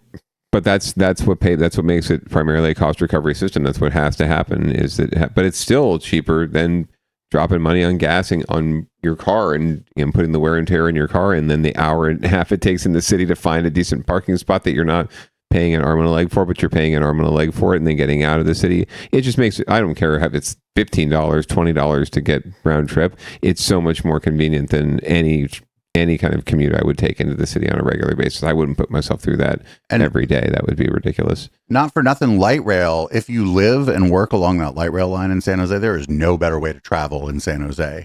There is no better. It is quiet. It's clean. It's on a hot day. It's fucking 68 degrees in that motherfucker. Right. The Wi-Fi is fast.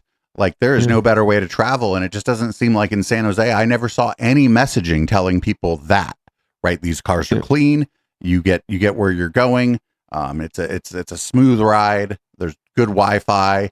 The climate control is great. Why would they not lean into the fact that it's kind of a nice place to be? They never did.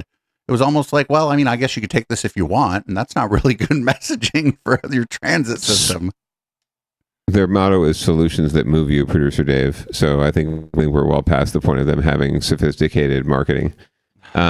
Anyway, we do have to move on, and I do have to go. We're way over on time before she goes. The show's getting better, but it's getting long. she's gonna come in the door here in a second too. I can feel it. She's knocking. But I wanted to leave you with an upbeat note for another things that we think we've had kind of a bad run of downer and other things. So this is an upbeat one about the arts and about the beach in San Francisco, and it seems like a warm fuzzy to end things on. But there's probably a bad note at the end. All right, now to another type of art that's meant to disappear. Large-scale designs in sand that will eventually get washed away by waves. It is all the work of a local earthscape artist who invites the public to help with its creations. Our Itai Hod gave it a try. It's not unusual for an artist to step out of the studio and head to the beach for inspiration. But Andres Amador never heads back, because for him, the beach is the studio. It's a huge, enormous canvas. While most artists hope to make something that lasts forever, Amador spends his days creating masterpieces he knows will be gone by lunch. I can create an artwork, it gets washed away, I can come back the next day and do another one. He calls them earthscapes, massive designs as wide as football fields, visible only from above, and only until the tide clocks in. For the last 2 decades, his art has stretched from New Zealand to South Africa to Ireland, but he doesn't always do it alone. He'll post a time and a place. When people show up, he'll hand them a rake and a theme. Today, the theme is What Brings You Joy? For Irma Perez, a former teacher from San Francisco, joy means letting go of expectations. I'm not an artist, but I can come and create something and release it. For most people, joy looked like a sun or a musical note. As for me... What has your spirit feeling joyful? Joyful, yeah. Pasta? Yeah. Hey, okay. Oh, I love it. Maybe something like this. After planning out the noodles and the sauce, we started raking. The results? Slightly undercooked. Before the ocean wipes it clean, it looks like an Etch-a-Sketch on a massive scale. Okay, this is fucking dope. The shoreline, right? Erased with the turn of a tide. People keep coming back. And even more important, they leave thanking me for what a deep experience they had. Because even the most temporary work can leave a lasting impression. If you'd like to learn more about his work or even participate, you can check out our site at kpix.com. And the great thing is if you draw a Snoopy, there's only like a 5% chance that the owner of Snoopy is going to file a DMCA claim against your beach. The Charles Schultz estate needs to get their attorneys in order, right? But by the time they get them fired up, right, the tide has already removed your. They're like, what Snoopy? Work. Yeah, what Snoopy? I don't see a Snoopy. I see a beach, yo. You guys high? Well, this is cool. And I don't want to. We don't have time to spend on this. But what if we were just talking about transit. What if there were tie-ins here where you did this and it was like a fundraiser for the fucking transit system? Like, I think that'd be pretty cool. Or have artists design, as coverings for buses, right? Wraps for buses and trains, right? Like we have all that advertising wraps. Why don't we have, offer that up as a fundraising contest of some sort, or party on the train, right? Fundraiser on the train. That'd be kind of fun. There's been stuff like that, like Bike Party. Often uses the transit stops as a regroup place because it's a big place and late at night the parking lot's empty and it's generally far enough away that you're not bothering anybody. I don't know why not use that as an opportunity to try to raise a little bit of money for the transits. I think that there's like a lot of opportunity here, and it just occurred to me that like what if they drew like what if you were you go there, you pay $50 or whatever, and you like help people draw like buses and trains and shit, and you get a bunch of fucking rich do-gooders out there. Like his homeboy that's doing the thing on the beach, trust fund do-gooder. Like absolutely. Sure, right. I love having the time to be able to do this. So good on him, but good on them for doing something productive, at least with their time. Yeah, I'm not the least bit angry at this. I'm just hell no. I'm just like I have my cup overflow with cynicism. Calling it like it is. You're being observant. Anyway, we do have to get running. So yeah, we're gonna go ahead and full screen you. You know the drill. Oh snap! Hey, hey everyone? How's it going? I'm a little nervous. This is the Councilman and producer Dave. We're very grateful to you for joining us every week, except when we don't do this show. We start at 7:30 Pacific right here on the EchoPlexMedia.com network. Please check us out in all the spaces. And if you missed the show, you can always download us as a podcast, although you won't get the lovely images of Mayor Ed209 that go along with our stories. That's probably for your benefit. We hope that you're vaccinated. We hope that you wear a mask. Pants are entirely optional. We're going to see you next week. We invite you to turn in for public comment a little later. Huntington Beach is popping off, apparently. We're going to leave you with Audible Smoke Signal, and we hope you have a wonderful weekend. Peace out.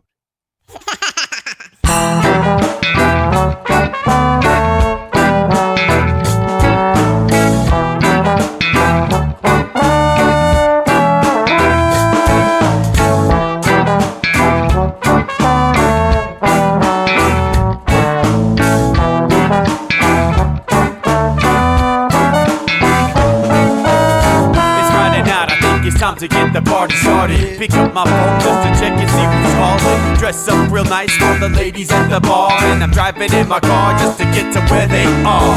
Here at the local scene is where I plant my feet. It's where I smoke my cigarette and I hold my drink. I look at all my friends, they're all blazing green. Here at the front of the stage waiting for MTV. Where are those guys who's standing next to me with a pipe in his hand ready to blaze for me? About 5 minutes later we're all singing Queen. Now get the fuck up on stage, man, rock the scene, yeah. We do what we want, and what what we want is to jam. So sit back and enjoy the band.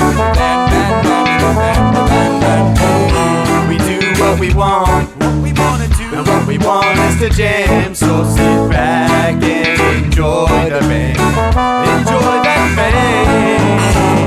I turn and head back to the bar for a refill, man, because you know where we are. We're headed out to the car to smoke another one and another one. Now just when the magic starts kicking in, I hear we left playing, you know it's time to head in. Alright everybody, now it's time to grab a new drink, spark it if you got it, and then pass it to me, yeah. We do what we want, and what we want is to jam. So sit back and enjoy the band. We do what we want to do, and what we want is to jam. So sit back and enjoy the band. Enjoy that band. Last up on the bill for the show tonight is Down and Dirty at 5, so we're headed outside to spark up another joint. Now who's got my lighter? Stoner E, of course, shouldn't you be inside? I'm all up in this bitch, being who I gotta be. I'm fucked up like the U.S. economy. The truth is that I don't think logically. Stoner E take you on a psychedelic odyssey. Now inside motherfuckers is rocking me, and outside shit we smoke a lot of broccoli. Rocky the roller, yo, that sexy girl be jocking me. Ain't too drunk to fuck, but I'll probably do it sloppily.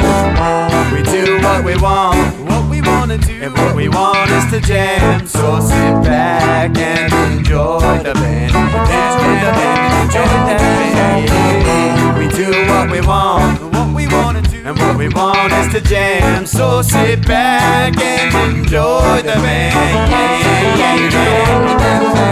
Molly say that he like jamming, and he hope he like jamming too. Well, I gotta say, thank you, Bob, we do.